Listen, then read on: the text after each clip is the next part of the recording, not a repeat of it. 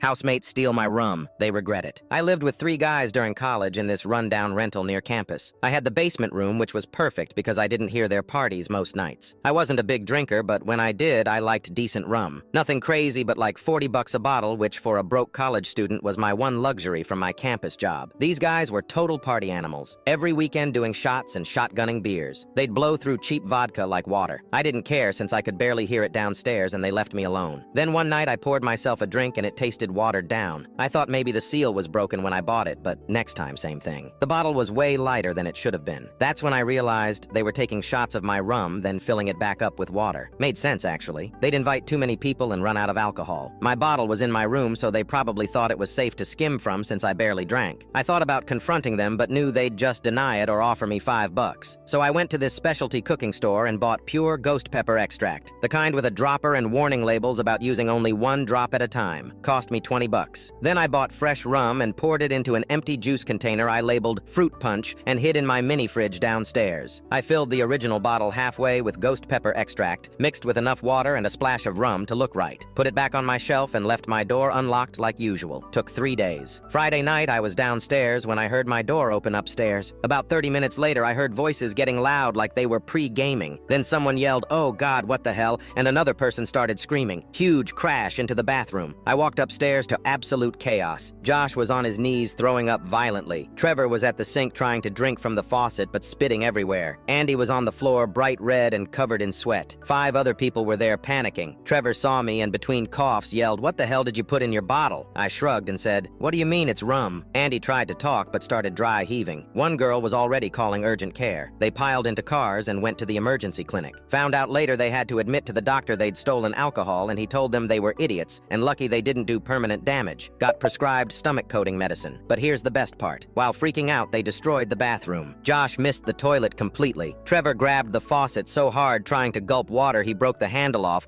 and it started spraying everywhere before someone shut the valve. Floor flooded. Water seeped through old tile and dripped into the apartment below. Downstairs, neighbors complained about ceiling damage. Landlord showed up next day, pissed, demanding answers. Guys admitted to having people over which violated the lease and got sick doing shots. Tried to say food poisoning, but he smelled the alcohol. He'd already gotten 3 noise complaints about their parties in 2 months. This was his excuse. Told Josh, Trevor, and Andy 2 weeks to find somewhere else or he'd file eviction. They argued, but he had photos of water damage and lease violations. My name never came up since I was always downstairs. They found an overpriced month-to-month place that cost $200 more each. Moved out in 9 days, barely talking to me. Never mentioned the rum again. I stayed another year and the landlord let me pick an upstairs room once they left. Got better space with the same cheap rent.